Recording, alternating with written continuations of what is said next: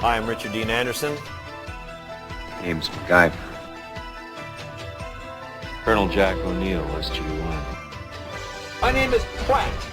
Ernest Pratt. I always get a happy, tingly feeling when I see those guys. Name one contract that I failed to execute. MacGyver. Oh, here we go. You're a target. And I don't intend to miss. Over my rotting corpse. I'm sorry, did I say that out loud? Glowing eyes, cliche behavior, evilness, that kind of thing. Is mental illness contagious? You think? You can do anything you want to do if you put your mind.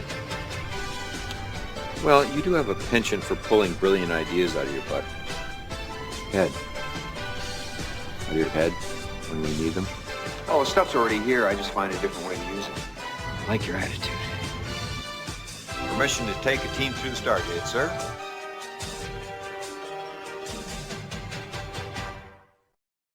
Hi, everybody. Welcome to the latest episode of the MacGyver podcast. I'm your host, Mac Jackson. And I'm Nathan Shell. And we are going to use this episode to discuss the episode, second episode from Stargate SG-1 called The Enemy Within. Yes. Haha. But before we do that, just to give everybody a heads up, we did get some wonderful donations from people that were able to send a shilling or two. I tried to find their name to give them. I don't know if they want to be called out on it, but long story short, through our Patreon, that's it, our Patreon page for the Forever Adventure Network. If you go to the Forever Adventure Network, under any of the shows that we have, there is a link. So thank you for everybody who was kind enough to do that. It means a lot. Every penny definitely helps. I mean, it helps cover what little expenses we do have with the podcast. Right. And honestly, I'm one of those people that if you give more, I get to give more back. Like I'm anxious. I have stickers and pins and things that I want to send out to people who are nice enough to donate. So if you're a fan of this show or the Never Gets Old podcast or the MacGyver SG-1 audio series or any of the things that we do, you throw a buck at me, let me know, and I would love to send you something. And again, like Nate said, if you send more, we get to send more. Absolutely. Send you a shirt if the price is right. I would love to be able to do that for people. I don't know about you, Nate, but I think you are. I think you're like me this way. If I have money, I like to spoil people. I like to try to help people out. I'm of the mindset if, now granted, usually I'm not the driver because I don't drive, but like if I'm going to say McDonald's and I've got money and you don't, it's not I'm eating and you're not. It's, hey, what do you want? Sure. I also think of like, if I know that you like something and I'm going to see you tomorrow, and I'm in a store, I'm like, oh, this reminds me of Nate. Yoink, and I'll grab it. Absolutely. Well, if I don't have money, I can't do that. But if I, in this case, we'll use the Patreon as an example. Somebody sends us a good chunk of money. Thank you. I will be sending it back to you as at least some kind of right. Yeah. What else? We have lots to talk about. Oh, Nate has joined the getting a new dog family. Yes. Duffy is now a year old, and on the anniversary of when we got Duffy, the next day or the day before, you got your new puppy. Yes. We got her the day before the anniversary for Duffy. Her name was Jewel, but we are giving her the name of Laszlo to emphasize the female form of it because she's a girl. She is spoiled rotten already. We actually went with Laszlo because when Brooke had first started getting sick, Jess and I were watching a comfort show that a lot of people recommended called What We Do in the Shadows. Absurd, like 40 episodes, and I think they're on their 4th season right now. I think they got renewed for a couple seasons, which is good. But it's just absurd it's shot sort of in that style of like documentary style, Yes. but they don't necessarily have a lot of to the sides where the person's talking like a mock interview or whatever, Sure. And it's just silly, ridiculous. I didn't get to watch the full series Yet. because Jess she just barreled through it. So I watched. I'm about almost done with the first season because I'll throw on 2 episodes each night after she goes to bed. Mm-hmm. I'll watch the 2 episodes and I'll go to bed. And she'll sit. Laszlo will sit there with me on the couch just watching it. Sometimes she'll focus on it. Sometimes she won't. Depends on what kind of noises and stuff. Like if there's dogs barking, whatever. Sure. The head little goes up and looks. But she is absolutely adorable. She is learning that sometimes it's not a good idea to run from dad when she's got the leash on, though, because dad will not move. Right. That's how you do it. Yeah. Although she did almost yank me off my feet earlier, because Jess had to pop back to use the restroom. So I'd gone out into the living room and she was acting crazy and whatnot. So I'm like, all right, fine. Grabbed the leash, took her out. And as soon as I opened that door, she like ran out and whipped over towards the backyard. And like, I'm going to put my coat on and, because it's kind of chilly out. And as soon as she got about 10 feet from the back of the deck, she went and did her business. But it was just like, Jesus, such a small puppy and such pull. Do you have a Fire Stick? Yes. Do you have Pluto? Yes. Have you okay. There's channels on there specifically for dogs. Yeah. I keep them on. I know how to handle. I mean, Duffy and I have a good thing going, but I still keep it on just because you might pick up a little. Okay, when this happens, okay. Oh yeah. I've had a couple people like shoot me links and stuff to like, hey, this is something that we did for potty training our dog. This is something we did, And she seems to be doing fairly well. I mean, she's, for lack of a better wording, probably about 3 months old. Still just a baby puppy. Oh yeah, she's such a tiny little thing. And right now we've got one of those hard bone chew toy things, so for her teething and everything. Because she's gotten better, like knock on wood. She hasn't really been like nipping and biting it at Jess or I because of the teething. She's been more focused on the stuff that we got her to do that with. But it's nice because she does play with toys. Brooke did not. And it's interesting. And we're pick up on her cues. Is like, okay, she's doing this. She's got to go to the bathroom. Right. Duffy's thing is that we're dealing with is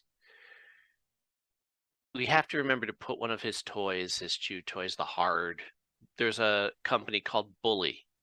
Okay, I've heard of it. If you could get a monthly subscription, and they will send you a box of, if your dog is a chewer and you need something to last, stuffed animals ain't gonna do it. Oh no, they'll get the hard plastic. They'll send it, and the theme is whatever it is for that month. Like this month, it's Halloween, etc. So a couple months ago when it was Valentine's Day, the hard thing looked like a box of chocolates. Well, that's cool. Right. So I'll say something to Jess. That might be something she might be interested in. Definitely. And the first couple months are free, I think. So you could always cancel the subscription after you got a couple things. Yeah. And then you just renew it when you need it. But I think my brother does something like that for their dogs through Chewy, I think. There you go. So yeah, because everything that we would get for Duffy, he'd ruin. I mean, not intentionally, but he's a chewer. Yeah.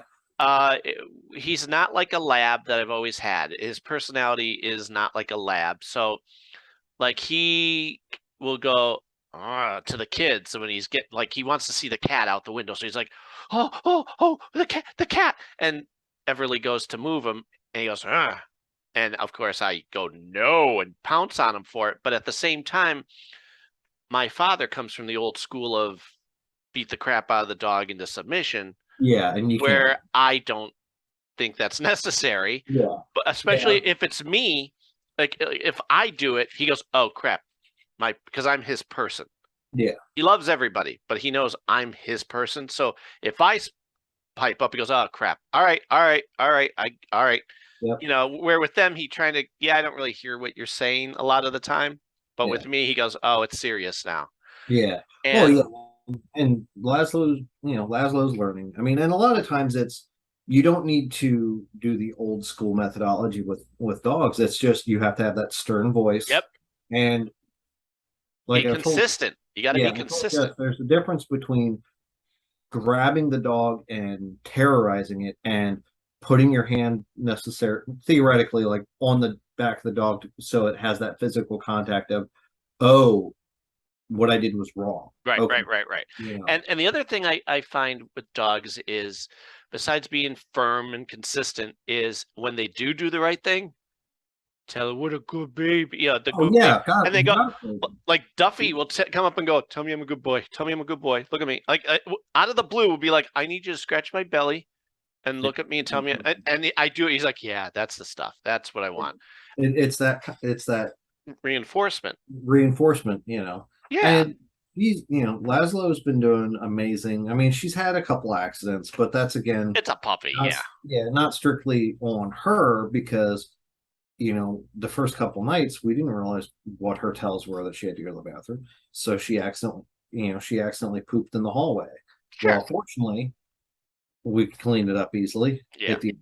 Disinfectant and stuff. But the irony of ironies is it was right outside the bathroom door. So Yeah. it was almost as if she knew, well, that's where mom and dad go to the bathroom. Maybe I need to go there too, Right. Well, the thing with Duffy just recently stopped. He would get so excited when we would come home that he'd pee a little. Yeah. Well, he's a year old. Now, what are you doing? But all of a sudden now he just went, all right, I can keep it in. They don't like when I do that. So something switched. And now as excited as he gets, he doesn't tinkle at all. Yeah. And that's the thing. Like they say when, a puppy is less than a year old, you figure roughly the dog can go an hour per month without having to go to the bathroom. Sure.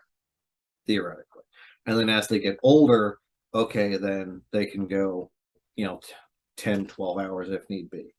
Not ideal because it's not good for you or I to wait that long. Right. But, Right. But yeah, so she's good. She's actually sitting in the living room watching horror movies with Jess. The dog has had, in her short time with us, been exposed to, well, pretty much everything I watch and everything Jess and I watch together, and now stuff that Jess watches that I don't. So I love that this dog in particular loves to watch TV. Like we'll go, look, the dog's watching TV. It doesn't even have to be about birds or whatever. Yeah. It's like, oh, are you watching MacGyver? I recognize this guy. Okay, and he does. He goes, oh, or if it's SG1, that's MacGyver. Okay, and he kind of like focuses. Like I was watching CSI Vegas earlier. Okay, I have a couple episodes behind on that. Yeah, she was just watching because of whatever was going on the screen. Don't know if it was somebody looked familiar to her or just the activity or the lights or whatever. Who's the killer on this one? Yeah. It's really interesting to see, to watch her watching TV. Like I was playing the new Gotham Knights game in the living room last night. Did you buy that? Yes. Is it good? I've enjoyed it. It's not linked directly to the last Arkham Knight game. No. But the way that one ended is similar to what happens before this episode or this video game. But it's interesting because you get to play as Barbara Gordon or Batgirl, Red Hood, Robin, and Nightwing. Yeah, Nightwing. And the cool thing I like about it is you can play through as one character. And oh, that's cool. Level up to level 20. Okay, you know what? I've played as Nightwing. I want to try out Batgirl. Right. Well, when you switch over to Batgirl, she's already level 20. So your progress is across all of them. That's smart. Like I was telling my friend Nikki, each character is like slightly as proficient at something that Batman was. Like Barbara was good with the tech and excelled excels with like detective work. Nightwing is the agility from his background as a acrobat. and leadership type esque because Batman, Robin was detective and this, and it's just very interesting. Like Red Hood can tank, he can take a hit and give a hit. Right. It's just very interesting. But it's just comical because when you're running around in the game in the base area, all four characters are chilling there, and you overhear the conversations they have.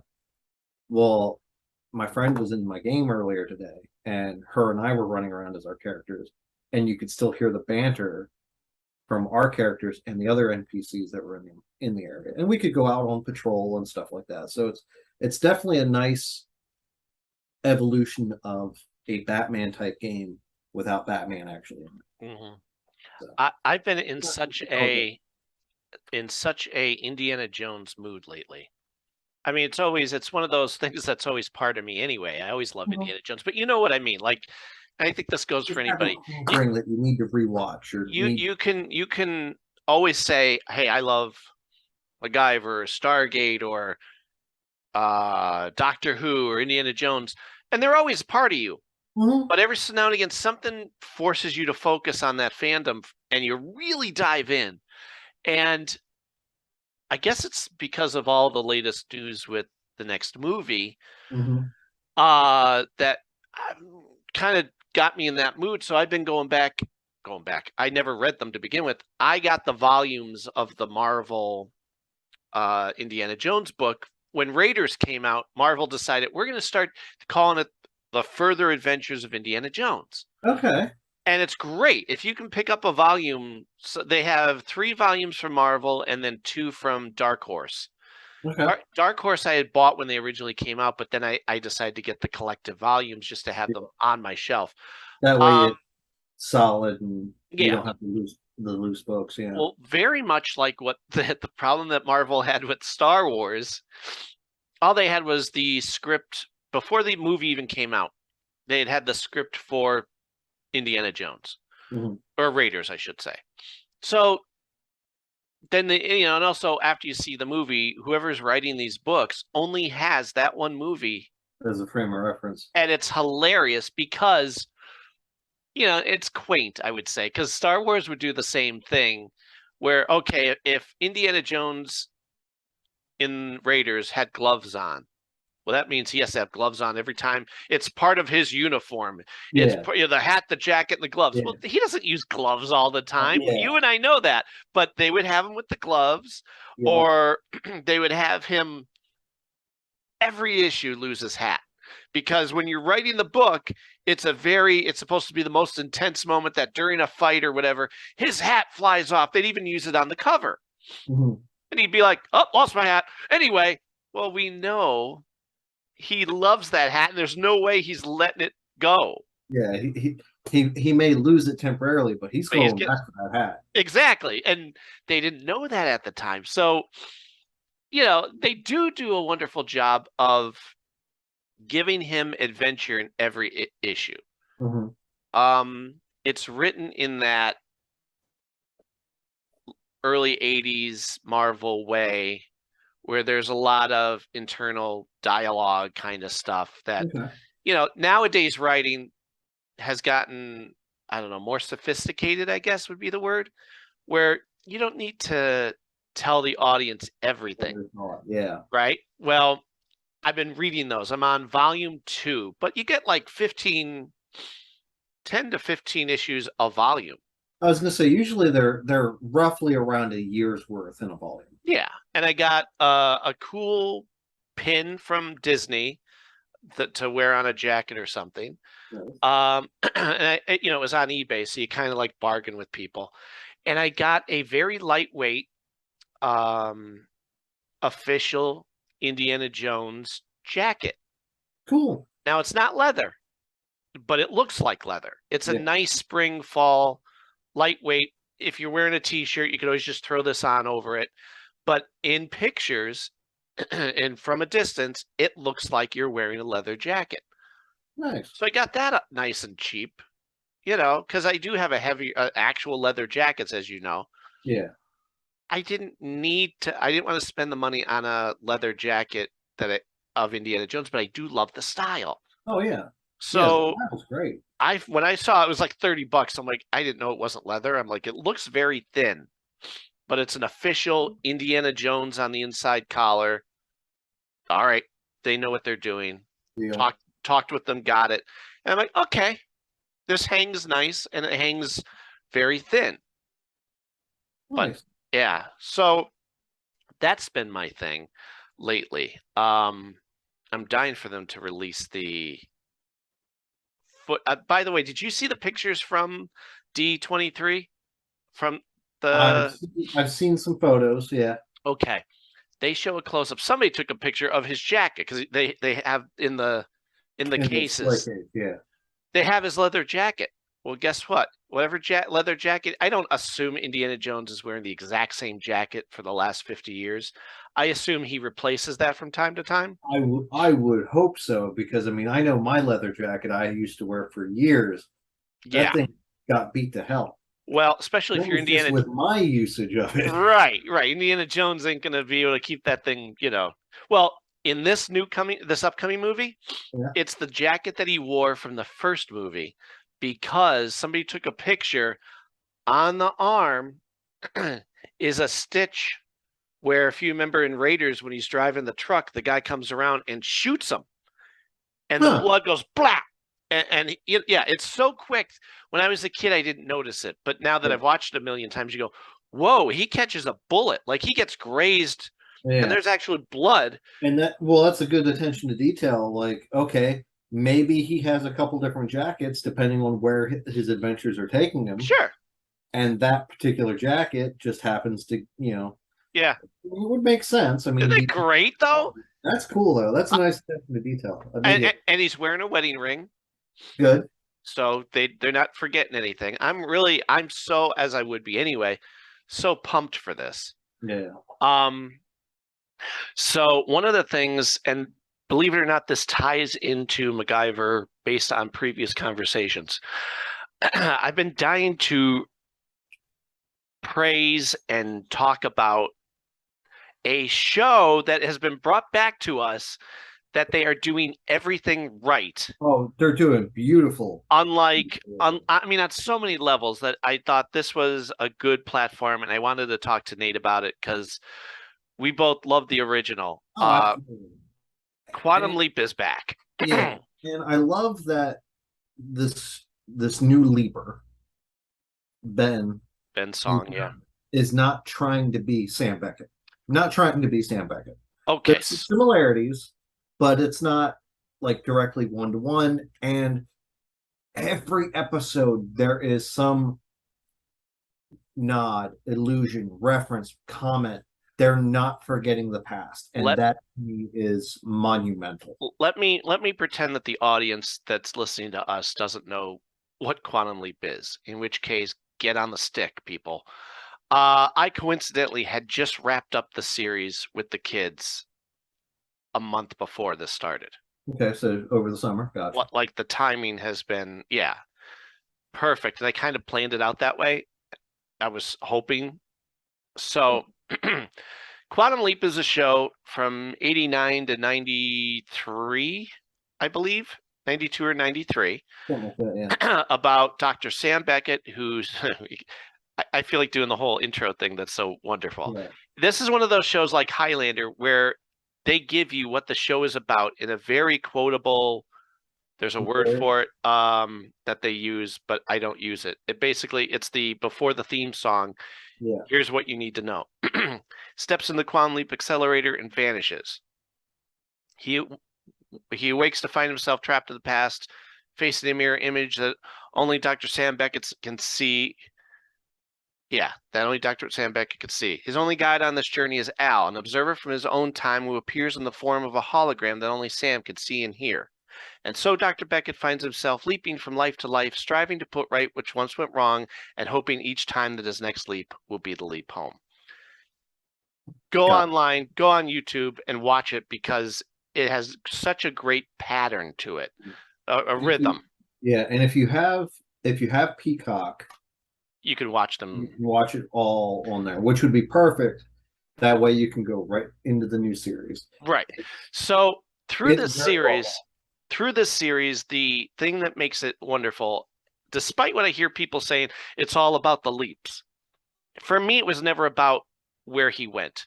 Yeah. For me, it was Al and Sam, their relationship, and also whatever the leap was to see their reaction to it. So it wasn't a matter of, oh, he's a priest this episode, I can't wait to get into Catholicism, or he's a rabbi. It wasn't about that. It was about, oh, he's really out of his element. Let's see how he and Al react and deal with whatever the case may be. Absolutely. So see it. There are episodes that deal with them. Some of my favorite episodes are the personal episodes. Yeah. Sometimes he's left, spoiler alert for those who never saw it, he at one point gets to leap into himself as a boy. Yep. He gets to leap into Al. Him and Al switch places. There's times where he's leapt into women, people of color, and right. always do it in a very respectful and very well executed way. And also, he never pretends that, oh, I'm a black man, so I know how to behave and I know what to expect. He is dealing with the crap that the people in the South, an older black man in the South, had to deal with. And that was such a beautifully done episode. Like, that is probably one of my top 5 episodes, just because it's one of those where the stakes were right there. He could have been killed strictly because of what he presented. And it was also the first episode I ever saw. Oh, that's a hell of a one to see as your first one. I'm telling you, I had heard about this show, but I'm like, yeah, all right, I'll see it. And I was a kid, whatever, teenager. And I caught it. And I went, oh, I love this. I love everything about this. So the show, and in the last season, they really ramped everything up where he leapt into known famous people. Yes, not necessarily at major pivotal points in their life, with the exception of at least one person. But like Elvis. Elvis was the one. That was a very well done one, because it's not Elvis as we all know him as. It was Elvis as he was on his way to become Elvis Presley. And Sam messes it up. That's what I love. It wasn't like, all right, all you have to do is show up at this point and do this. Meanwhile, here's your side story. Well, he messes it up and messes up Elvis's history. Yep. And Sam is not in control of his leaps. That's the thing to remember. He can't go, oops, well, I'll just jump back and fix this. Yeah. He doesn't get to leap at all unless he fixes what once went wrong. Yeah, until he gets it the way it's supposed to, according to whatever timeline manager, Yeah. They don't know if it's God, fate, time. That was always their thing of who the heck is controlling this. And I like that they never answered it. They kind of did. They sort of did. On the last episode.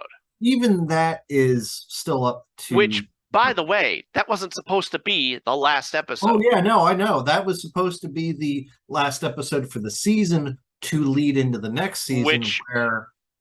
Do you know what was supposed to happen? Yeah. Oh, I remember you and I found. Okay. Because I found out some other stuff. Okay. Yes. For the audience, he leaps into Dr. Ruth. They introduce evil leapers, which is that I love. I love. Amazing. It jumps up to another level because you go, all right, I've been watching this show for 4 years. This 5th year, they shake everything. Yeah, like that 3-arc episode where he was leaping into basically the same town, not necessarily the same family, because I think it was a family member. Trilogy was the name of that one. Yeah, that was an amazing arc too. See, for me, I never liked it. I like the idea of him. Yes, he's touching the same town over, within 3 leaps. But and again, watching it recently, I was really able to point out that at that point, I guess they were trying to get more female viewers, and they let someone write it like as though they were doing a dime store romantic novel. Because despite the fun premise that you're talking about, I can see that. Sam doesn't act like Sam.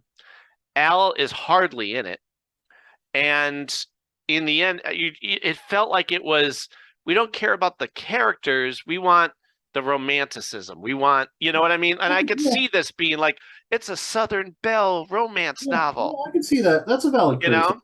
know? Yeah. And it was I something think go ahead. something I think that would have possibly made that possibly felt different. I don't know how, if it would have been different, better, different, worse. I don't know. Would have been had it played out like when he crossed paths with the evil leaper. It wasn't boom, boom, boom. Have it be like, okay, first shot, he ends up in this town with this group. Sure.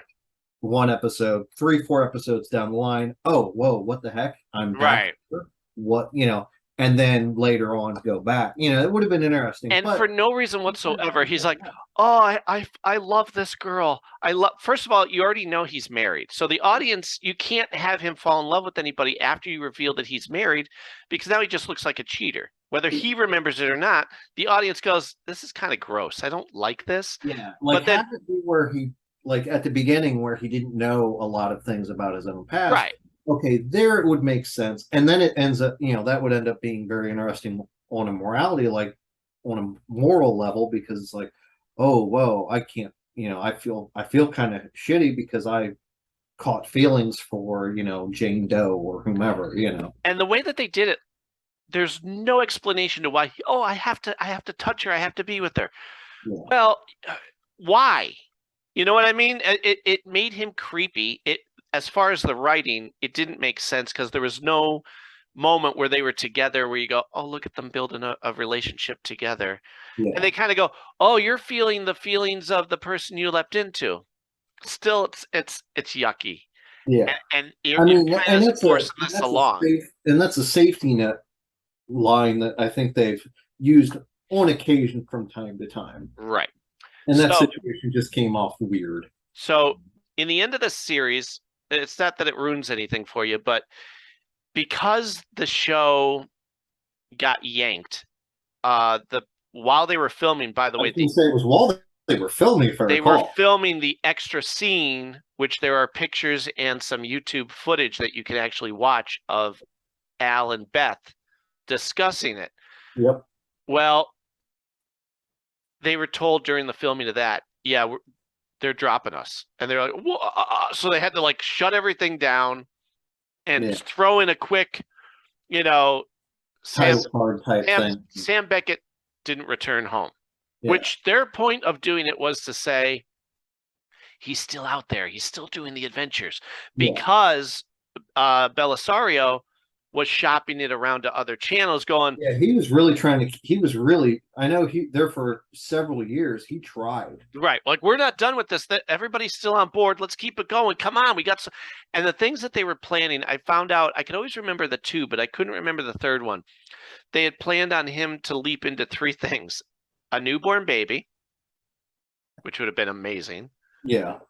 My favorite, he would have leapt into Magnum PI, and Tom Selleck would have been the reflection. That would have been cool. Because Belisario was the Magnum PI guy. Yep. So he had the rights. 3rd, and I don't know how this would have happened. This is the one I just was reintroduced to. He was going to leap into a cartoon, which I don't know. I would love to see how they would have pulled that off. Yeah, that would have been interesting. I mean, I think they would have had fun with it. I trust them to do it because he leaps into his great-great-grandfather. Yeah. Okay, that's the thing, people. Yeah. The rules of the show. Yeah. Besides what we've mentioned is he can only leap within his own lifetime. Yes. From the day he was born until the present, whatever the present the present date is. Yeah. So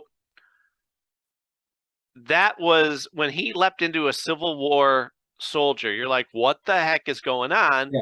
Because I think at first, didn't he think he was a reenactor or something? No, there have been other episodes where he thought he was a cowboy, and he's like, "Why am I in cowboy time?" And it turned out it was still the 50s.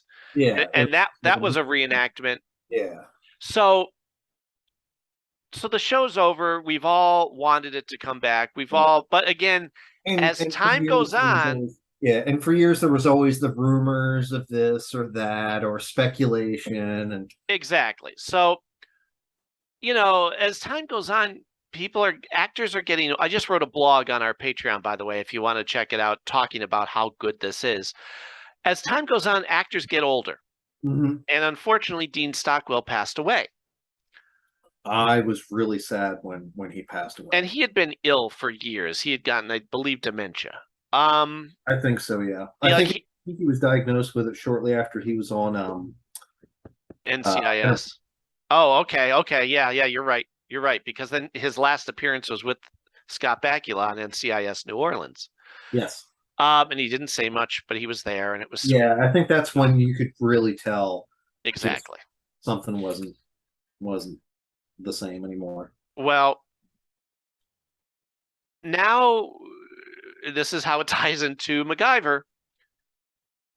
I don't know if anybody's listened to previous episodes, but we are not fans of the reboot. We have rather strong feelings.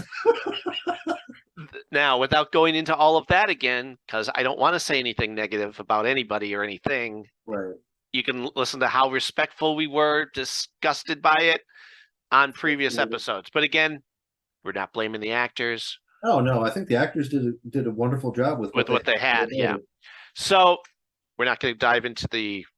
But no, we were here to briefly chat about Quantum Leap. Yes. So Quantum Leap, we're worried about. Oh God, they got the green light. Are they going to try and reinvent the wheel? Are they going to say what so many other shows have done in the past? We would like you to forget about the show, the iconic characters and show that you love. We would like you to ignore that to accept our new version. As the new monolith or whatever, yeah. Because that is arrogant of the producers and writers to ever do, and it's disrespectful to the audience and the characters. Yeah. However, hallelujah. And I think it's because my theory of same thing with Star Wars, Star Trek, Marvel movies, the generation that is now in control of these shows are us. They're our age. They're around our age, or if not our age, our entertainment upbringing. Right. So they have had these same dreams of bringing back these shows for the last 30 years or more. It's not some white old guy in a suit who just wants to make a buck and goes, I don't know, what are the kids like these days? All right, hey, tell you what, take that, let's twist it up a little, and we'll remarket it again under our new version. Let this be an example, and this was my first post about it on Twitter the night it premiered. I said, let this be the outline for any future show that comes back. If you're not going to connect it to the original, please don't touch it. I would rather miss it forever than have it peed on by a it is like within like the first 5 minutes they reference, I'm fairly certain, Sam and Al. Okay, so let me give the people the rundown. By the way, go watch it on start from the beginning on Peacock. It helps with the ratings too, by the way. They're like, well, it's on 10 o'clock at night, so the ratings are okay. But then when they check Peacock, they go, oh, it's our number one. Yeah, because people are really loving it. Yeah, people are loving it. It's our number one show. It was our number one premiere. Start really seeing numbers from streaming services showing network TV. Oh, this is definitely worthwhile. This is definitely something we need to do. So what they do is they have a new team. Long story short, at some point between our last episode of Quantum Leap and this, the government had shut down the project. Yes. However, I love this. Al never gave up. Of course. Al kept trying to bring it back. And Al fought the rest of his life to try and bring Sam home. Now, Al has daughters. He's married to Beth. Yep. And the nice thing is they brought the actress that played Beth originally back, because I'm watching the episode with her and I'm like, damn, this lady looks familiar. And I didn't want to text you because I'm like, I want to surprise Mac. So I'm like, so I paused it. I brought up the episode on IMDb. I'm like, okay, good. It's updated with the entire cast. Clicked on it. Just went like that with the cast. The cast list. Got down to Beth. Clicked on her. went like that with the filmography back to like the early 90s, late 80s. Sure enough, yes, they brought people And she back. has been fighting for this show ever since, just like the rest of the cast, including Scott Bakula. Yep. So I knew it because in my mind, she's always Beth first. I've seen her on CSI. I've seen her on Seinfeld, but she's Beth. Roles, but She's Beth. Role, for whatever reason, just she shone. Well, she said it was her favorite role of all time too. Yeah, being Beth, and because I listened to Stargate podcast and Fate's Wild Wheel, which is another Stargate podcast. Okay. Now I'm doing it weekly to hear their thoughts on episode to episode. Well, they bring in a guy named Magic.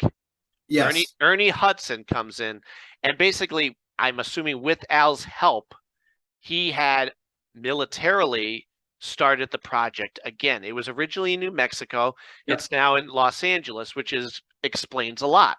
Yeah. And Ben Song, who was their head guy, was not supposed to be the leaper. His fiance, Addison, was there. Her only reason for being there was to be the leaper.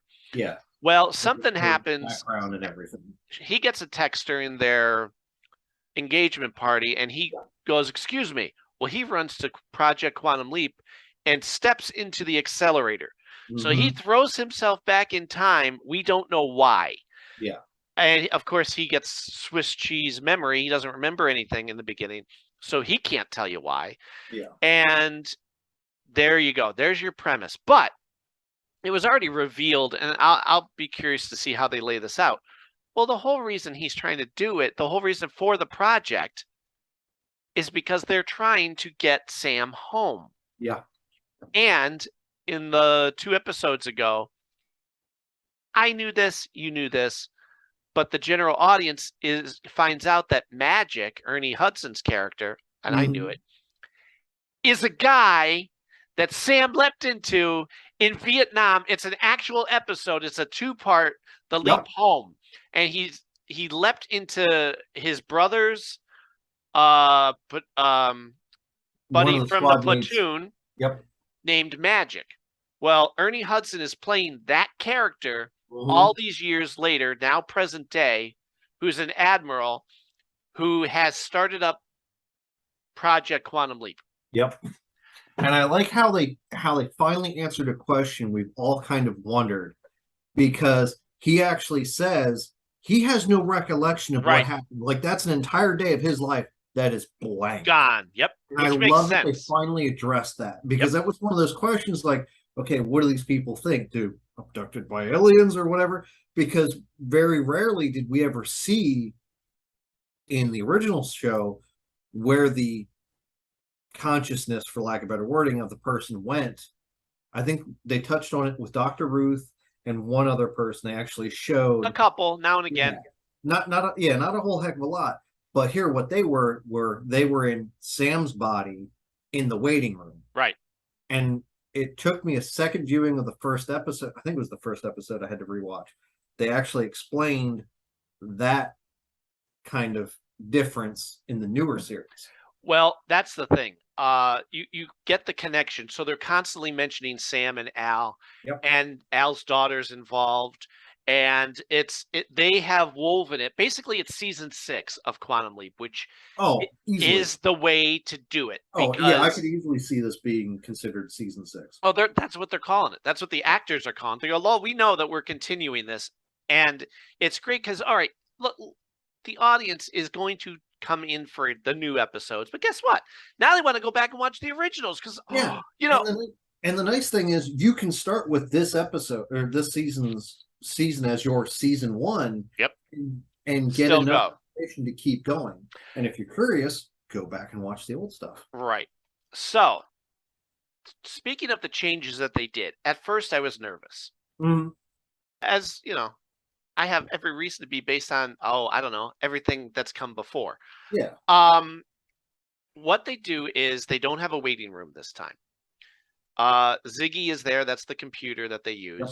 Doesn't talk yet, but I guarantee it will soon. And I have a funny feeling we'll have that revealed probably by mid-season, which is coming up. Right. or end of season, because remember the system's getting bogged down because of interference. And that whole thing is fantastic. I mean, they bring back the hand link, Al's hand link. I saw that and I was like, son of a bitch. I was every episode there's something where our jaws hit the floor and we're like, oh. Well, my jaw nearly went through the floor with this past episode. Yeah, I can't wait to see what that's all about. Because I have my suspicions we know whom that individual is. It's not Sam. I promise you it's not Sam. They've already I'm not convinced it's not. They debunked it. What's that? They debunked that already. Oh, they did debunk it? Yeah, everybody jumped online like, is that Sam? Why is Sam an a-hole? And then they went, it's not. It's not Sam. It could be the Evil Leaper, possibly, though, too. Well, that's the other thing, too. The people are going, is it the Evil Leaper? And the people on the other podcasts were saying, if and when, and they will, bring in the Evil Leaper, they don't think it's going to be like the original series where it's basically the devil sending out somebody to mess up Sam's work. It'll be a rival agency, possibly, like the government going, look at, and maybe that's another reason why Ben had to leap. Maybe he is chasing that bad guy. You know what I mean? Possibly, yeah. We don't know of where they may be headed. Go ahead. And I like how they are alluding to why there are certain changes. Not even really alluding. They're basically saying, oh, well, because of this is now able to happen. Right. They brilliantly and wisely did the subtle changes from the original, which I normally would have a problem with, except they explain it away and they basically clear up some crap. Like there's no waiting room, because if Ben leaps into somebody and switches places, well, now you have to address the guy in the waiting room. It would be, most of the episode would be Addison or somebody in the waiting room talking to the guy to get the information. Then they'd have to run back and tell Ben, and Ben would have to use it. It's too much. So I get why they did it. And the way that they did it was the program that Ben is using is Sam's, but different. Yeah, so, it's an evolution of the program. Well said. So not only is he... It's like Quantum Leap 2.5 or something like that. Yeah. So not only is he's basically sharing a body now. Instead of them switching places, he is sharing a body with somebody, which they have addressed when Addison, the hologram, says to him, you're in the body of a boxer, so your fists are going to be hitting harder than yours. Brilliant. Last episode, he leaps into a old-time gunfighter, an old man. So they're like, you're kind of got his abilities, but also his disabilities. Oh, and by the way, the guy's an alcoholic. So and I like how that also, you had the you're in the body of a boxer pretty much at the prime of his life, and then like the next thing you have happen is, okay, you had the muscle memory of the other guy, but now you have the handicap, for the lack of better wording, of this guy. Right. And the other thing that they do that they explain because of this new program is he's not limited to his own lifetime. Yeah. Whoa. Because so many times in the original series, they would jerk us around. You're like, wait a minute, is he an old-time gun? Oh, no, he's in a 50s reenactment thing. Son of a b. Or whatever the case may be, where he thought, I'm back further than my lifetime, and it turns out he wasn't. So in this case, they opened up. Yeah. And I like how they even have that be like, yes, we know you're here, but because at the time the records were spotty, or there was a fire, or this or that, because it was before digitized record keeping, we got nothing. That's what Al would do too. And I love that they're keeping that type of attention to detail. And Scott Bakula has said right before the show premiered, because we're all waiting for Sam to pop up. And here's what I want to have happen. If he's not going to be on every episode, I would like him to run into Sam occasionally. That's all I need. If you have him, and have him go, we're trying to save Sam. And again, with the expanded frame that he can leap into, well, now there's more chances that you're going to run into Sam. Yeah.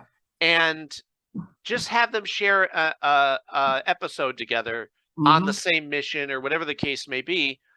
And then Sam can leap away and then we'll see you later kind of a thing. He doesn't need to be saved until maybe the very end of the series. Right. But in the meantime, we need to see Sam. We talk about Al all the time. Yeah. And I have a funny feeling they probably went into this series or into this season as, okay, they even said it could take 9 or 20. You know what they did there? Episodes. They didn't know if they were getting picked up for the last half. So they said, yeah, it might take, I don't know, 10 to 20 if we get picked up for more episodes. I thought that was brilliant. Yep. And I think we're gonna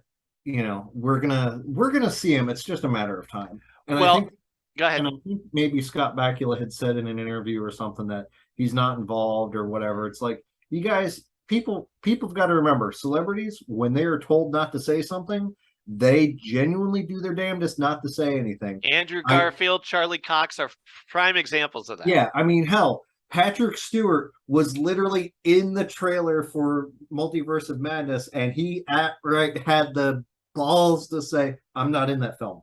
Right. Like, dude, we saw your ear. We heard your voice. We know you're in the film. It's okay. You can tell us now. That's what I think, too, because he had posted something on his Instagram that said, I wish them well, but I am not part of this. Yeah. But I call bullcrap, too, because Scott Bakula was one of the people fighting for this to come back. Yeah. So I don't think he's going to go through this much trouble and go, no. But the people on... I do like how he's being respectful, and he's doing the gentlemanly thing. Of course, yeah. But the people on the other podcasts, Fate's Wild Wheel and the Quantum Leap podcast, have a theory. Well, they said, let's believe what he's saying. Just for fun. Let's believe what he's saying. Just for fun. Why? Well, let's say he doesn't want to come back. He's going to come back because Martin Garrow has said, I will give him whatever he wants. He can have control over what happens with his character. He has an open door for whatever and whenever he wants because we want him back. How do you turn that down? I mean, this is your character that you're known. I don't care what else Scott Bakula's done in his life. This is his Fonzie. Yeah. You know what I mean? This is to him what Fonzie is to Henry Winkler. Exactly. MacGyver to Richard Dean Anderson, followed up shortly by Jack O'Neill. I said that to Cindy. I said, he's the rare one. He gets 2. Now nobody else gets a defining character except Richard Dean Anderson gets 2. Yeah. I mean, Tom Selleck has Magnum PI. Exactly. And I know people love him as the character from Blue Bloods, and I think there's another character he's played. But like he's known primarily. Magnum PI, yeah. Yeah. So I mean, it's wild. It's absolutely wild. I am excited to see where they go with the show. Well, I have not actually gotten the chance to chat with my mom to see if she's been watching it because this was a show her and I loved to watch all the time. The last thing I wanted to mention about the show in praise is how when they were casting this show, I got nervous. Based on our CW experiences with the ham-fisted, they're like, we need a rainbow of color of characters. And we got a Chinese person, a black person, which again, I personally don't care. Transgender person. And the lead is Asian. Well, based on what the CW has done to us, instead of treating them, as we always say, equal and like people, like they should be, CW ham-fisted and message and I love ground you in their agenda. Yeah, I love how they're doing it in Quantum Leap. This show, I can't think of the person's name that is the tech. Madison. Yeah, I mean, Ian is the character's name, but Madison Park is the actor. Yeah, Madison Park, phenomenal job. Everybody loves him. We're like, he's one of the highlights of this show because he's not. He's fun to watch without trying. Like he's not going, look at me, I'm zany. There are elements of him that remind me kind of Al. Sure. And yes. Did you notice his tie the one episode? Yep. The flamboyance. Yep. Beautiful. I love it. It's wonderful. That's my point. They brought in. Go ahead. I'll tell you what. They look good in. I think in the one episode he was. I don't know if it's he, they, or she. I'm just going to say they. Sure. Yeah, I can't keep up, but I try. Sometimes it's hard. But when they were wearing, they look sharp in a suit, but when they were wearing the dress at the end of the one episode or at the beginning of the episode, I don't know. I binged them. Yeah. They were just, wow, you cut quite the figure. That was really cool, very well done to show this is what normal can look like if you just set aside your bullshit. Well, it's amazing because we never think about it. And that's exactly what we want. What we're watching this, and we just had this conversation the other day after how many episodes? 5 episodes or so. 5 or 6, something right. like that. I said, look at what they did. They are proving exactly what we want in the world. I don't care that they're black or Asian or transgender. Oh, yeah. It does. They don't draw attention to it because it doesn't need it. Yeah. You're treating these people like people, and you move on. It's not about how. Oh, did you wear a dress today? Okay, and then you move. Who cares? We're on. We're trying to save Ben. Yep. And it's and see what the hell happened, and they have the conversation of he's my best friend. Yeah. I want him back as much as anybody, yada yada yada. But they never shine a spotlight on it, and I love them for it because this is what I wanted the CW to do this. Yeah, and it looked like they were going to do very well with it, and then I don't know if writing room changed over, executives changed over, or what. They just took a really weird turn with the CW show, so it's just like, okay, that's right. That's a choice. But my point is connecting this to MacGyver. Yes, this is what the 2016 MacGyver should have been. Mm-hmm. That's all you had to do. Everybody's happy. You get to do your own stories. Quantum Leap, writers, producers, everybody, actors, everybody involved. You're doing a stellar job. Keep it up. Keep it up. I mean, I am forever thankful. I couldn't ask for more other than getting Sam in there. You get Sam in there, which I know you will. It's beautiful and brilliant. Love it. And thank you for not being ham-fisted in your message. It's poignant. They let Ben have his moment of one-on-one with people where he's sincerely trying to help I'll them. tell you what, the guy playing Ben is doing a wonderful job. Yeah. Because you can see why they chose the actor. He's very good at conveying that just simple emotion, kind of like how wow, my brain just totally blanked. Scott Bakula could with people when he was having that kind of like that moment of, you got to try. If you don't try, I got to try to save this person, because if I don't, what's the point? The thing that Scott Bakula brought to Sam that nobody else could, and I think this is why it's his character. He had a little boy naivete to him, even though he's supposed to be a super genius, but he comes in all eyes wide and innocent, but also a sincere childlike heart where I want to do good. And I think I know how, right? And they're giving us shades of that with Ben. And Ben is not obnoxious. Nobody in that cast is obnoxious. Oh, no. And you just like them all. And now that Ben knows his connection to Addison, it's made Addison a lot more active and emotional. And I like how they actually touched on something that often kind of made me wonder in this last episode. He's talking about being tired because to him, he hasn't slept, but the bodies he's leapt into have. Little details like that I love. But we had seen in not too long prior, Addison was like pushing herself seriously hardcore to the point where we actually saw her, collapse. Yep. And I like how they showed, look, yes, we're a team. We're trying to save Ben. But if we don't try to keep ourselves together, we aren't going to be in any shape to save Ben. Exactly. And that was just very well done. I made the mistake of watching some people's comments after watching the pilot or whatever. And boy, talk about bad social media. These horrible monsters on YouTube are so bigoted and so nasty Yeah. and so out of touch with the show. They're like, oh, the pilot was blah, blah, blah. Or I've watched 2 episodes and they have all these different people as part of the team. I'm like, you're a monster.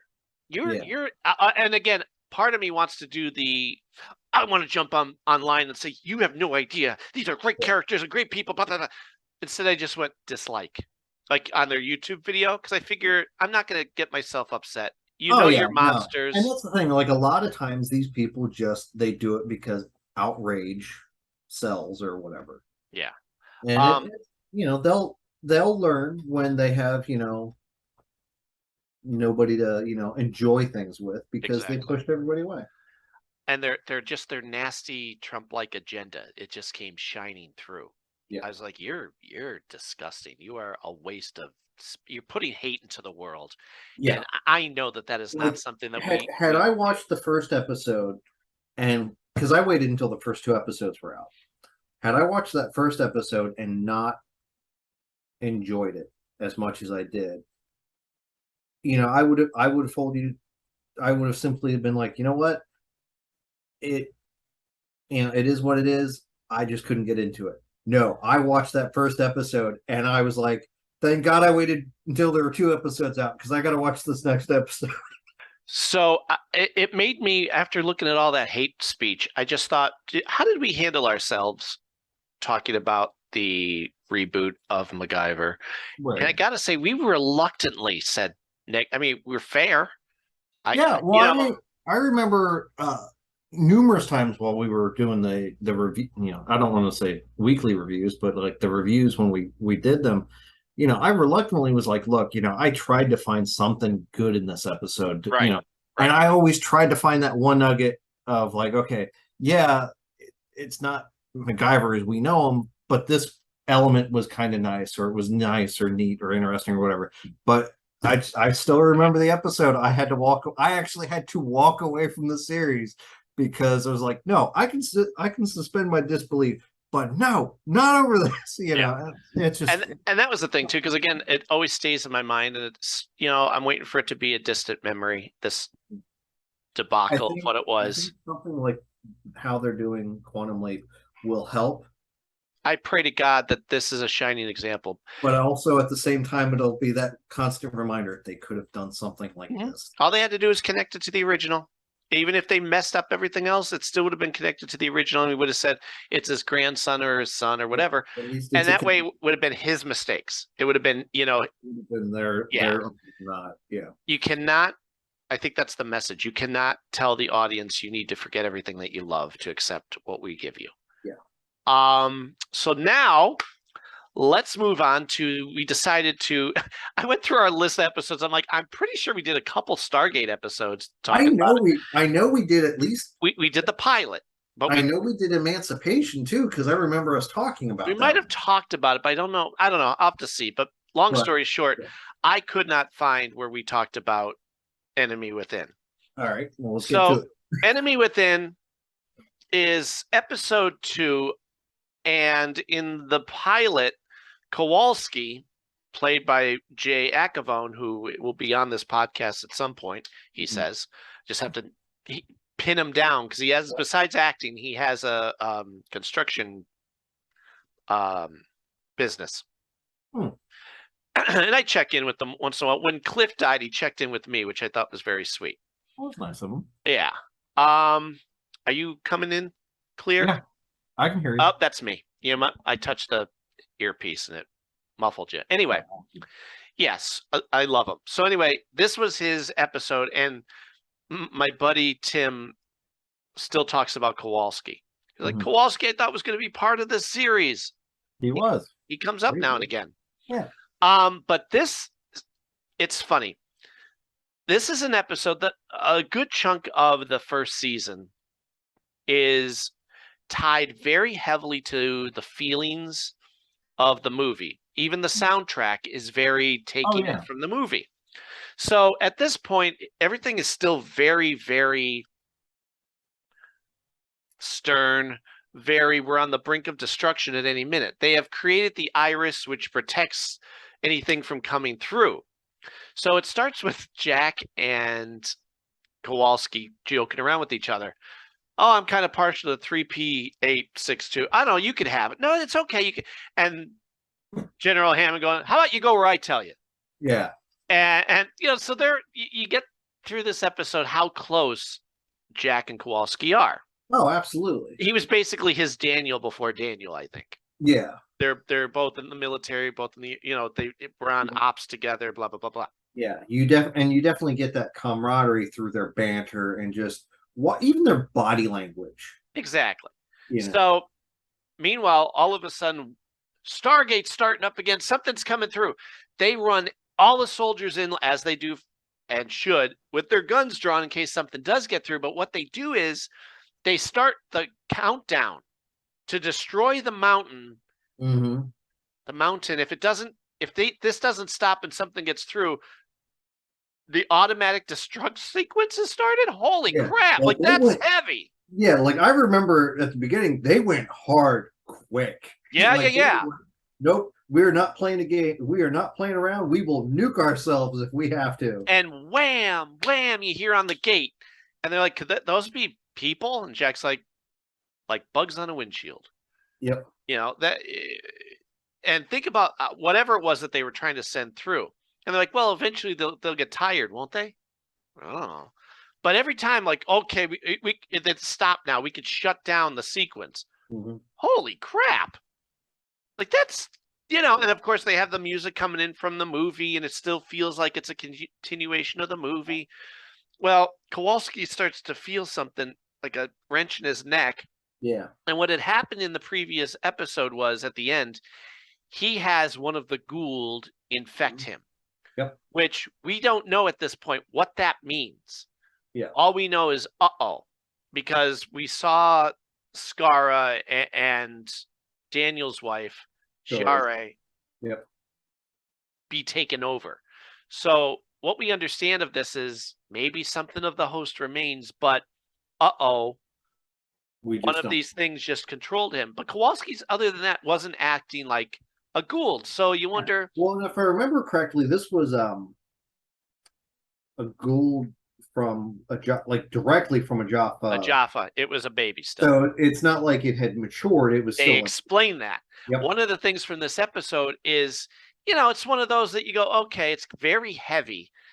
It's not one that I'd necessarily would run to and watch all that often, but. Right. But if you're doing a rewatch, it's definitely it's worth necessary. It's crucial because within this, they lay so much groundwork for the rest of the series. Mm-hmm. By the way, Teal'c is being held in his room. Nobody trusts him. And by the way, as a viewer, you don't know what to think of Teal'c.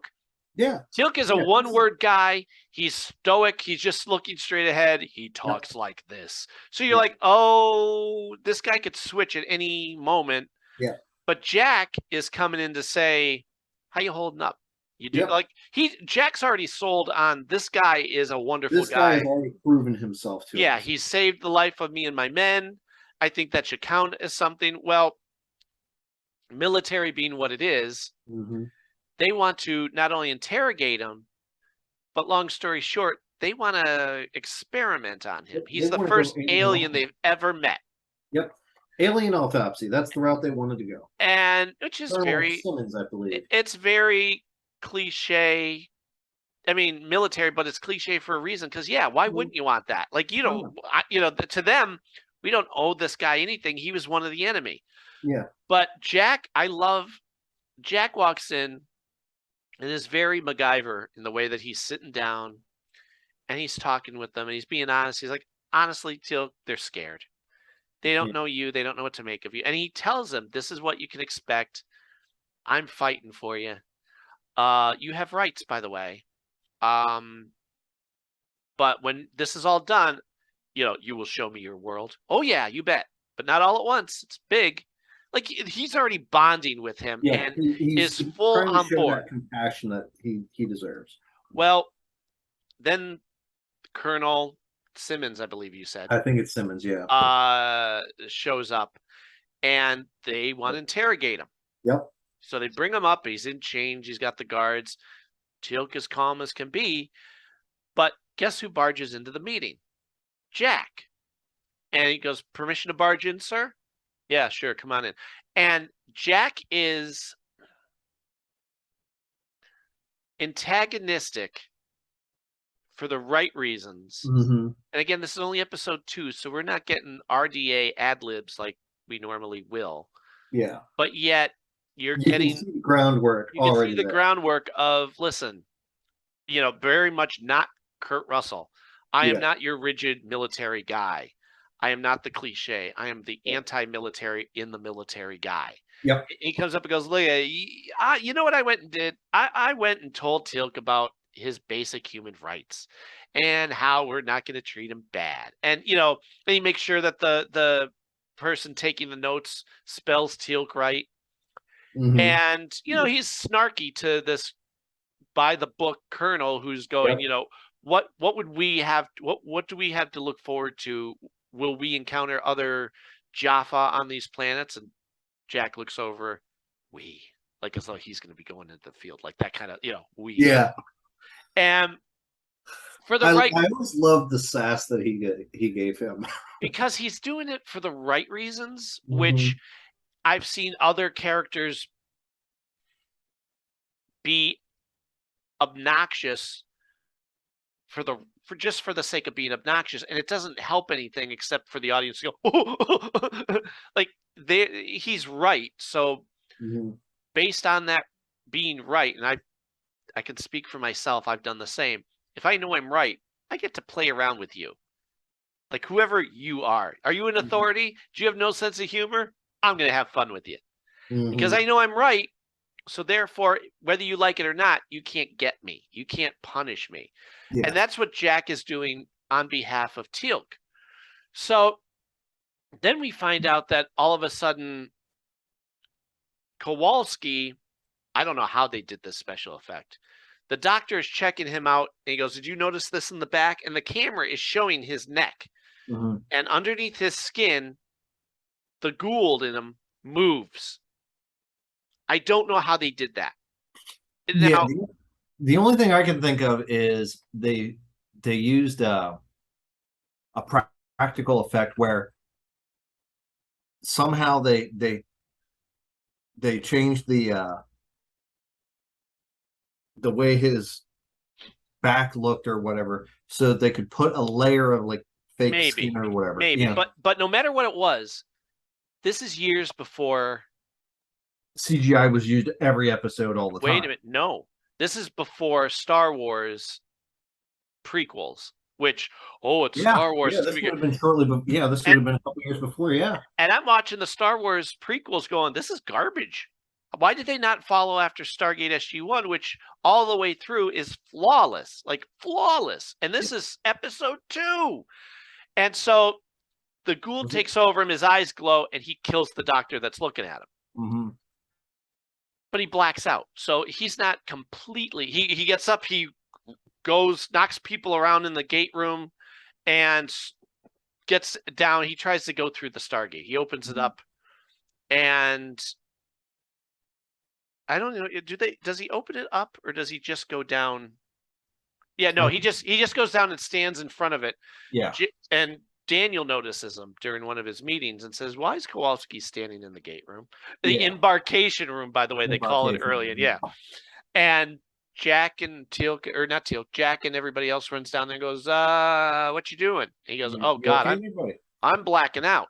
So there's that great scene where he later on blacks out again and starts kicking the crap out of people and takes Carter hostage. Mm-hmm. To those who don't know, there's a scene where he's in the elevator trying to get to the level that he wants. Carter is his captive. Well, Carter runs over and tries to hit the button on the elevator to stop it, which I think she does.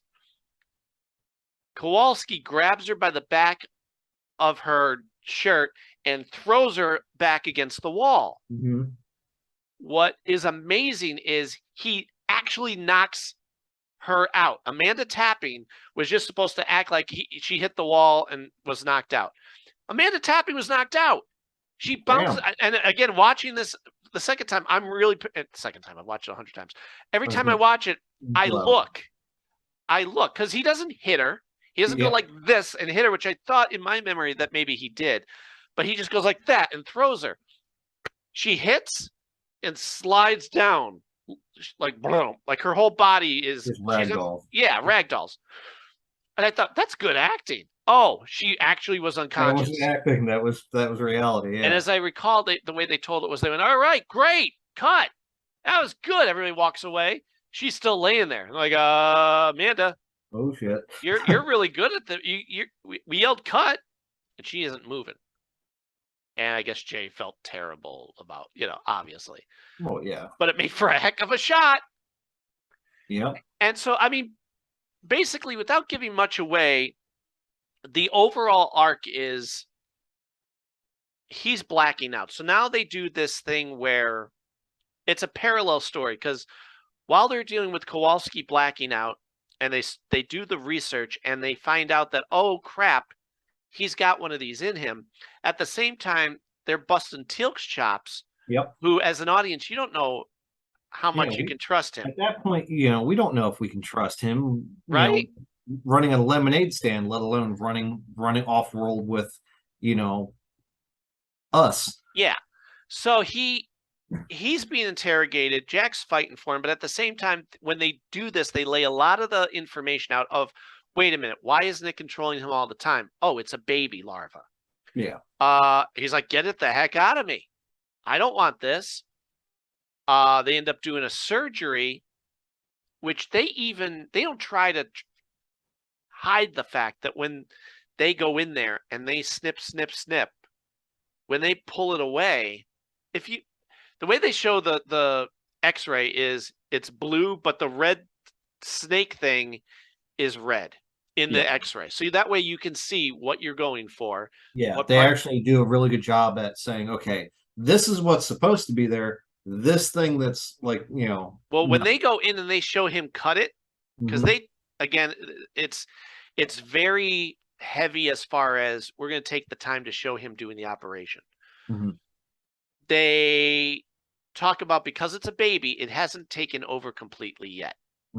Okay. What are the odds that he's going to live? We don't know. He says, I don't care. Kill me if this doesn't work. You have permission to put one through my head, whatever. When they take it, they cut, and they pull it away. They go, I think we got it. I remember looking, I'm like, there's still red there. Yep. You want to address whatever that red part is still there? Yep. And they pull it away, and okay, he's back to normal. Yay.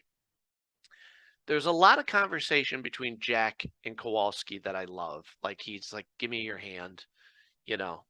I'm scared.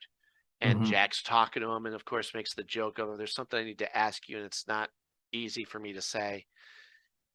Can I have your stereo if you don't make it? And that's great, because it makes them laugh. It's that humanizing people that we have been shown in other media are supposed to be kind of like the next tier above because of military or whatever. And it shows that, yes, they're colonels in the military, but they're also human freaking beings. And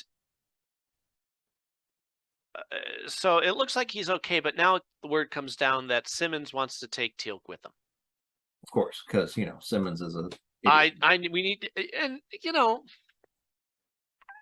we say he's an idiot because we love Teal'c, but we also from a military point of view, we need to do some research on whatever. They even ask Teal'c at one point, can we see that thing come out of you? Because we think your thing infected Kowalski.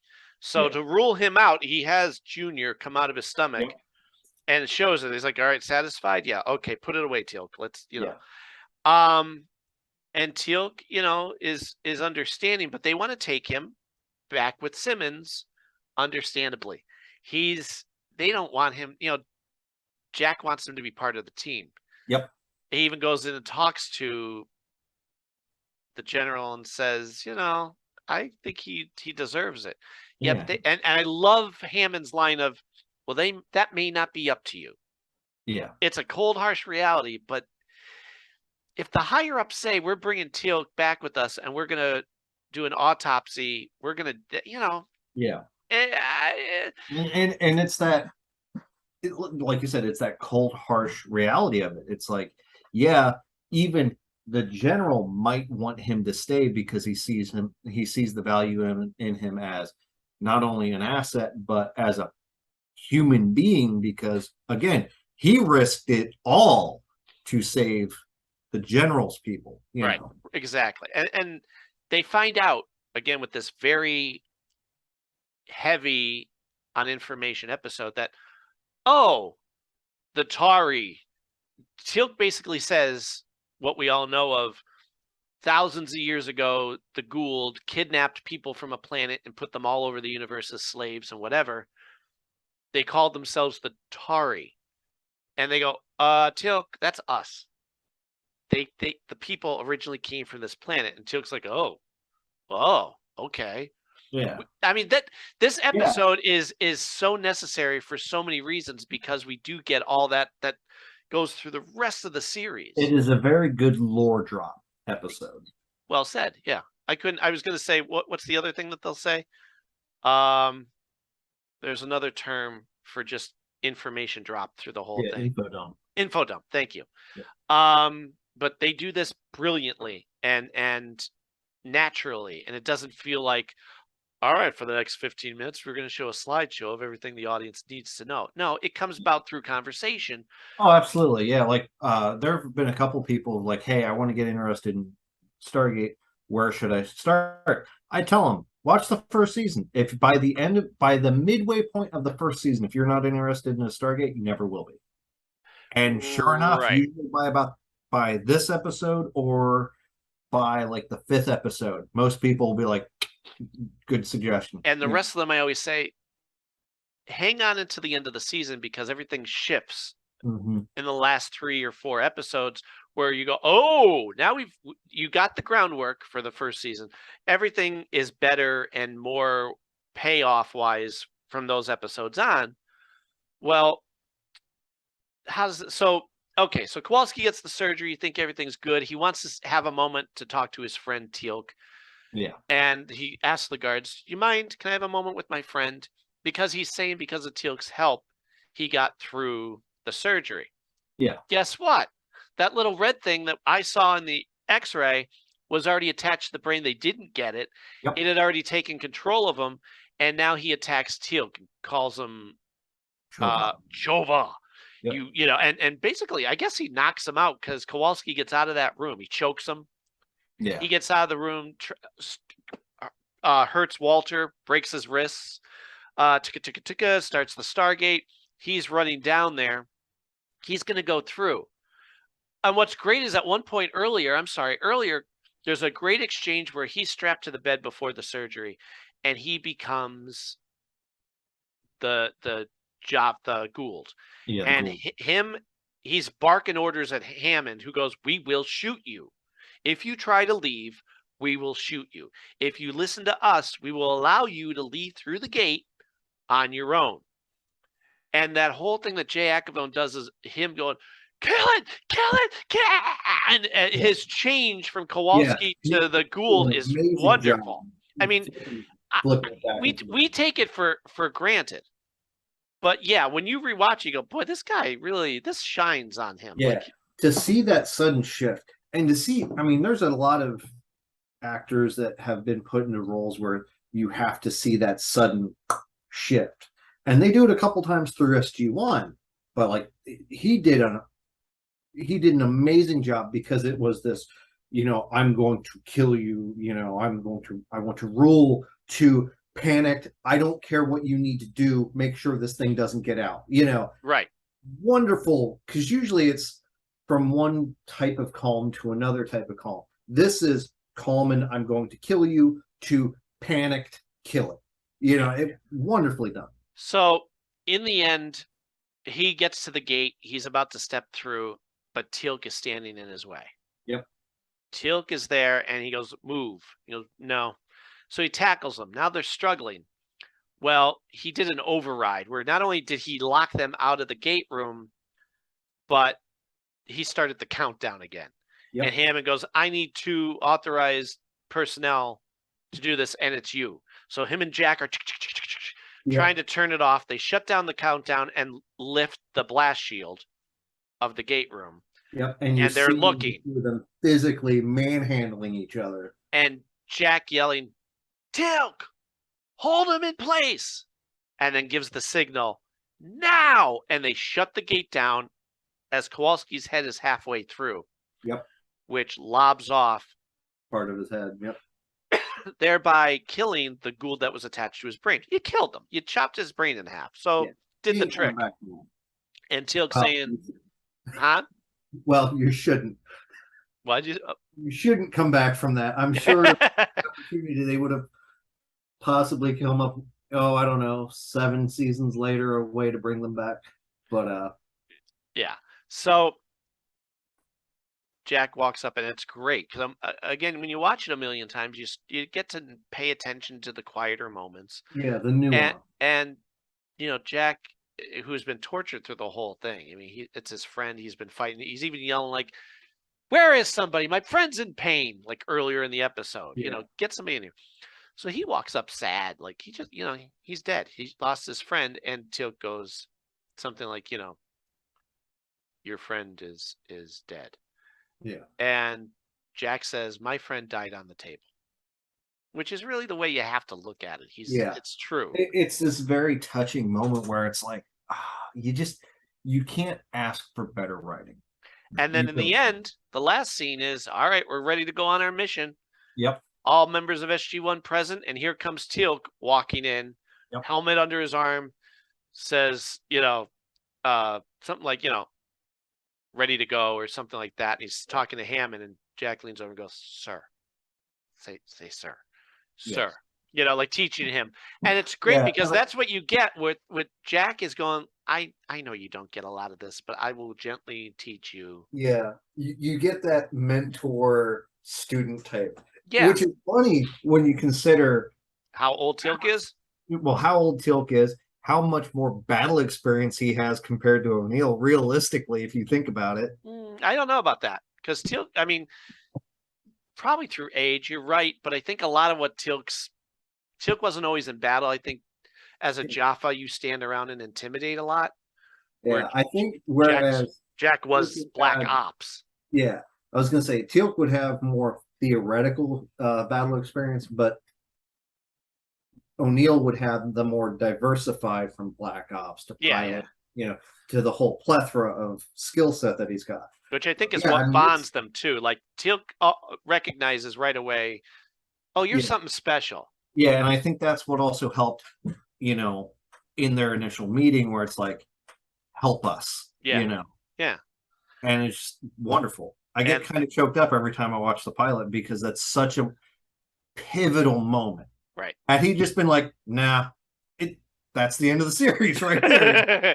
And it gives him the reason to, you know, you want to have an alien on your team because it gives diversity. Mm-hmm. Oh, wait a minute. We could get one of the bad guys who traded sides. Well, think about Brad Wright and all them going, how do we justify that? Mm-hmm. How do we make Teal'c part of the team? I mean, he's a bad guy. How do you do? Well, you had to do this episode in particular to prove his point. This helps him show. This is the episode that helps show Teal'c wasn't necessarily a willing participant. Right. He had his doubts, and through the series, they come back to that and fill in that. Yeah, and I love that they do that periodically. Like, it's an episode you're like, oh, okay, the A plot is this. Oh, this is the B plot with Teal'c. Okay. Yeah. Interesting, you know. And whenever they would focus on Teal'c, you would think, oh, this is a Teal'c episode. But they've always made it. Oh no, this is okay. It's always been Teal'c really doesn't talk working. much. Teal'c is not necessarily interesting, but they've made him, even though he's one syllable guy or whatever. Yeah. When they have focused on him, they made sure it wasn't just to let's give him something to do. They go, no, if we're going to do it, let's make this poignant and backstory, and you know, it's got to carry the weight. Yeah, and this was one of those great. I mean, it's technically second.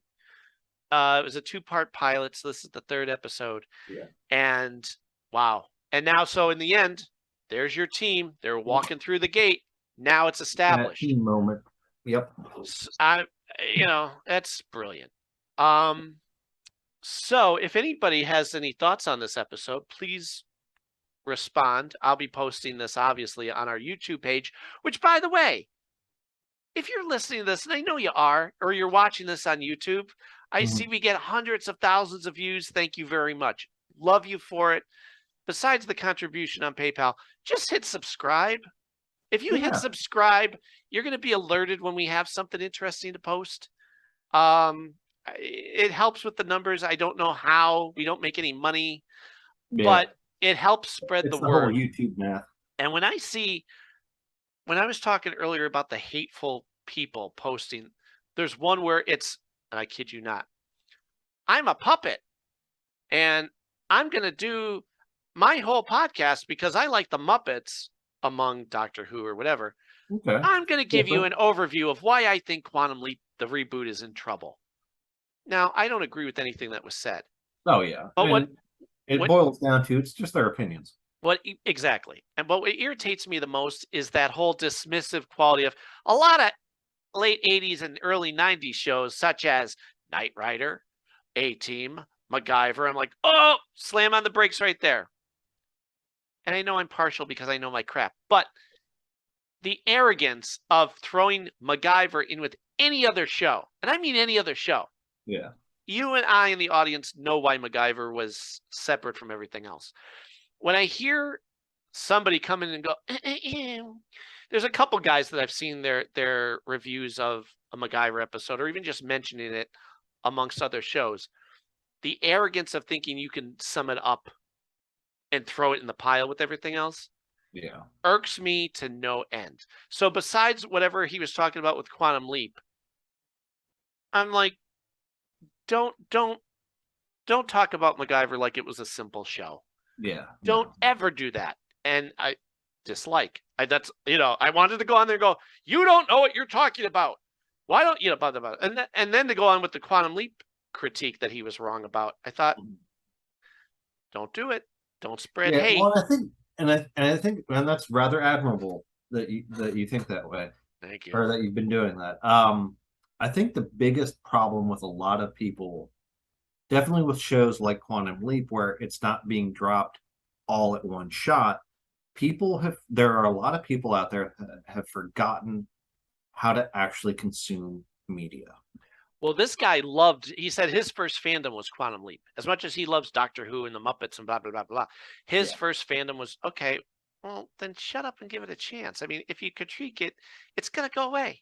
If you're so nasty and unfair, it will go away. Right. Anyway, I just wanted to mention that because you don't dare mention MacGyver amongst other shows. Oh, yeah. I mean, MacGyver definitely has its own. It's not a throwaway show like they imply. It has its own arena, really. Right.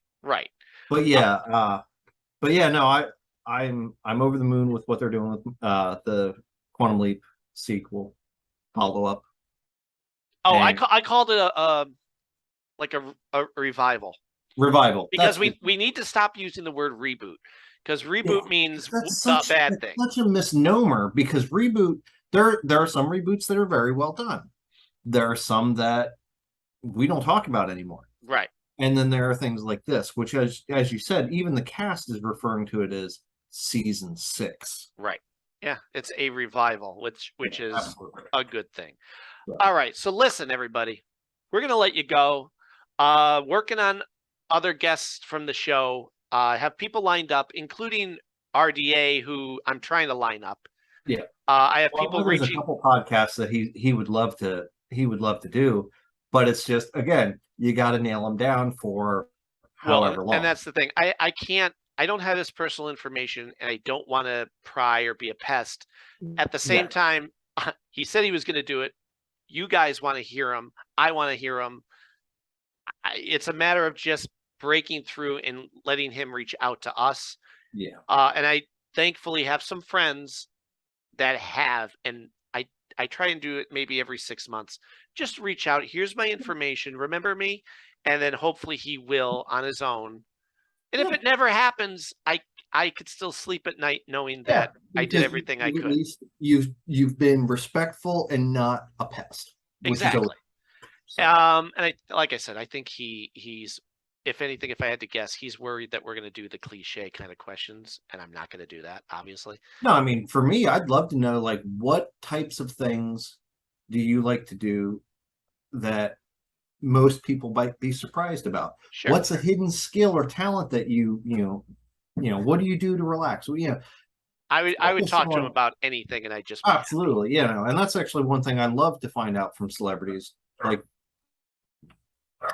we have 5 minutes left. I'm just warning you. I think my dog is telling us that it's time to go. Yeah.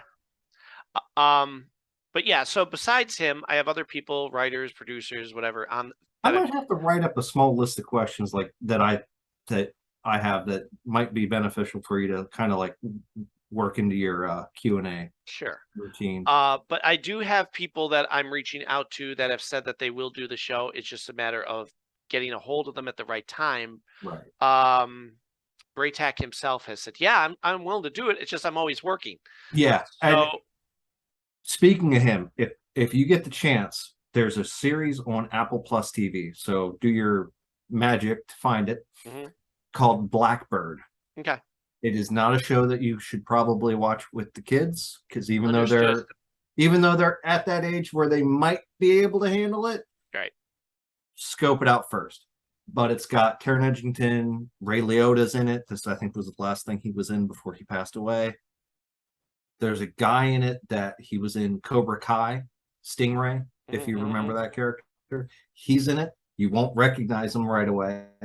All of them, they just do a phenomenal job. It's based on a true story. Well, good. So just know, everybody know, we're not slowing down. I just have to get a hold of these great people. And I also will bring back previous guests. Oh yeah, it's never a bad idea to follow up. Dean Aylesworth, I just talked to, I said, you should be on Quantum Leap because he's such a great actor, and that would be a great thing that would focus on his talent. Yeah. But anyway, in the meantime, please rate, review, share our YouTube page, our iTunes audio version, blah, blah, blah, blah, blah. Yeah, follow us everywhere and subscribe, like. Yeah, the Forever Adventure Network is our hub that you should go to, and you'll see so much. Yep. And Patreon, anything you feel like sending $1 or $2, thank you. It really helps keep the lights on here, as they say. But in the meantime, we will see you guys later. And remember, stay creative. There you go. You got it. I almost. It's like, wait, nope, it's the other one. Stay creative, everybody. Stay creative.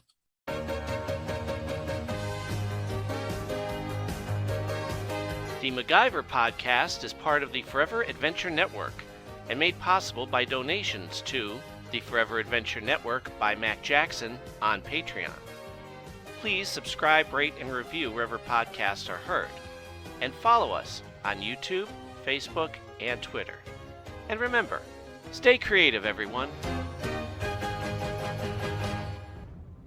The Forever Adventure Network. Welcome to the adventure.